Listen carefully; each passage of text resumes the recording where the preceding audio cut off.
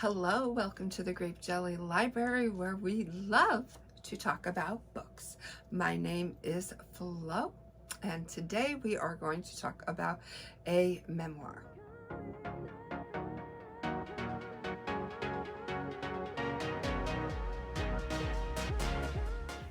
Hi, and thanks for joining me. If you love your memoirs, if you love shock and awe, if you love gossip, but you didn't hear it from me, girlfriend, then this is the book for you. I am talking about Behind the Candelabra, written by Alex Thorliefson and Scott Thorson. It was a memoir published in 1988 and reissued in 2013, and there is also a movie out there floating around that elaborates further on the book. If I had to give this book a star rating, with 5 being the highest, I am giving it a 10 stars. I already know I am not going to read a better book or a better memoir in 2023 than I have found in this. And we're only still in January. But I already know this is the icing on the cake.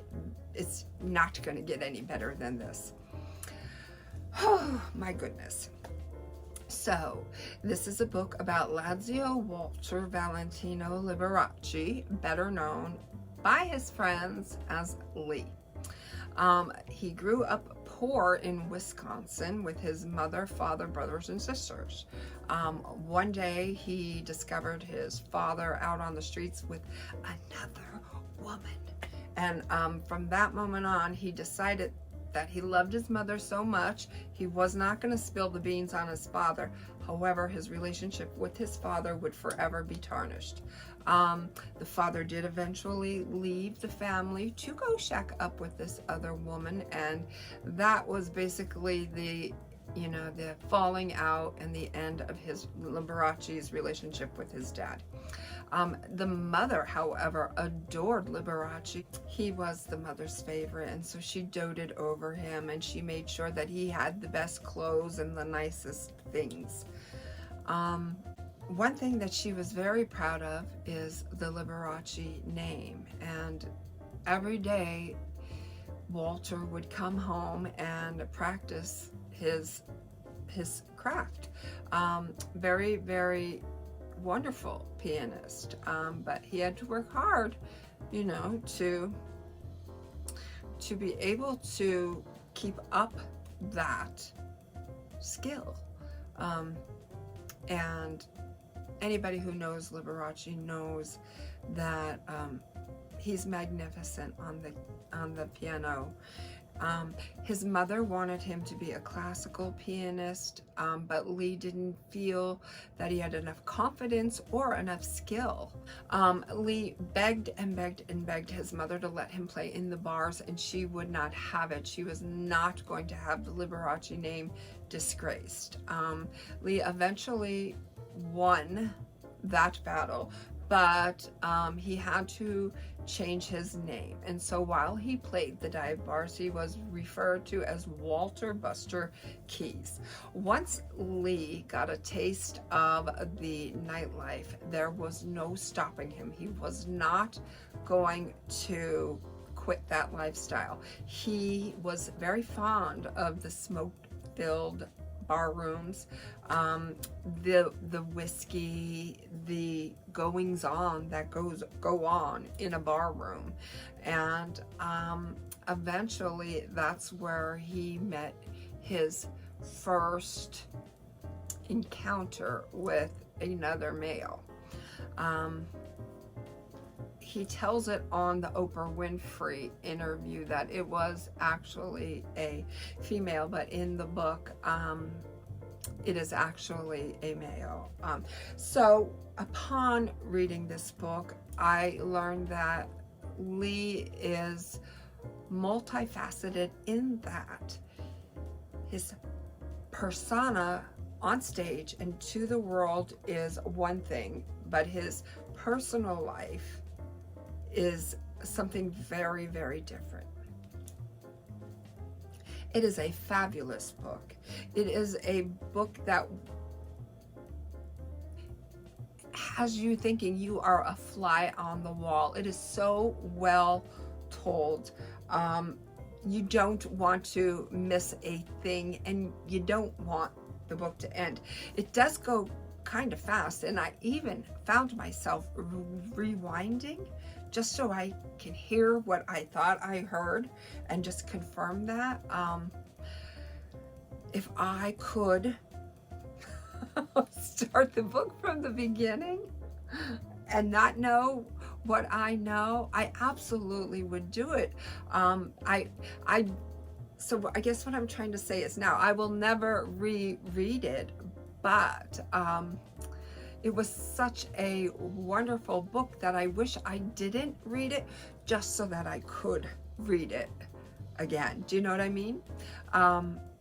Yeah, if you're looking for a book to occupy some of your hours, and you know who Liberace is, and like I said, you like a little bit of gossip, and you like a lot of bit of shock and awe, and maybe you yourself are familiar with Liberace. I know I certainly was as a child. Many times I would go in my grandmother's house and he would be on the television set. And he's such a charming, soft-spoken, fun character that, you know, how could you not like him? In reading the book, there are definitely things about him that I did not like. For one, that he was 40 years older than his companion. Scott was 17 when he met Lee, and Lee was 57. Yeah, that I didn't like. And there are a few other things that, you know, I didn't like. But there are some very charming stories in here. One of them I am going to tell. So if you think you're going to read this and you're not into spoilers, turn this down. Lee was playing a venue in Hershey, Pennsylvania, and it was told in an Oprah Winfrey interview a little differently, that the walls were freshly painted, the carpet was freshly shampooed, and his costumes were freshly laundered. In the book, it doesn't say anything about the walls or the carpet, just that his suits were freshly laundered and that he sweated a lot, so they had to be sent out quite often. But anyways, in wearing these suits, they were treated with a certain chemical, and he was absorbing that chemical in his pores, which unbeknownst to him was making him sicker and sicker. So it was, I believe, on the third day that his people, he called them his people, came to him and woke him up at around 2 o'clock in the afternoon and told him that President Kennedy had just been shot. And in that tragedy, Lee says he found a little bit of comfort because he was feeling deathly ill himself, and he really didn't want to perform. But being that he is known as the greatest showman, he didn't want to let the fans down. So if the venue was canceled, then, you know, he wouldn't actually be letting anybody down. But to Lee's disappointment, despite the tragedy, they still wanted to see Lee perform, and so he did go on. He did end up fainting and having to go to the hospital, where he was informed that his liver was failing and that he wasn't going to make it.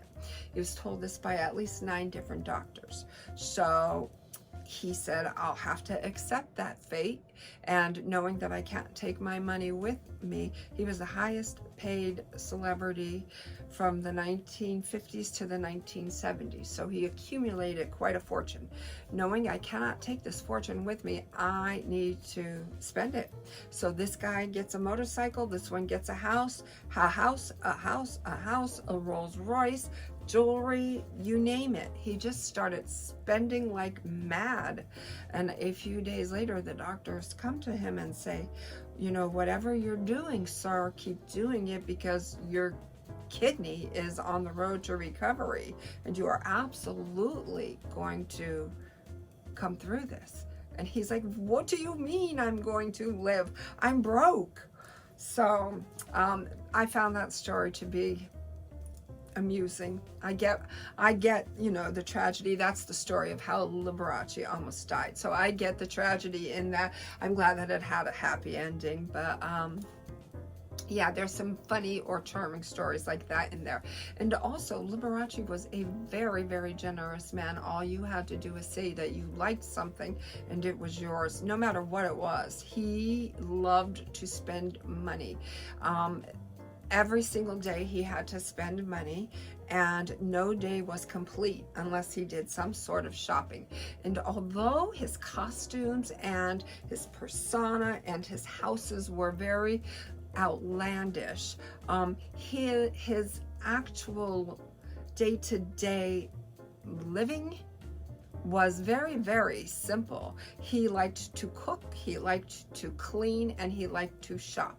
And outside of that, he didn't really do a lot in his private time, well, except for that one thing that he did a lot and that he did several times a day. Read the book.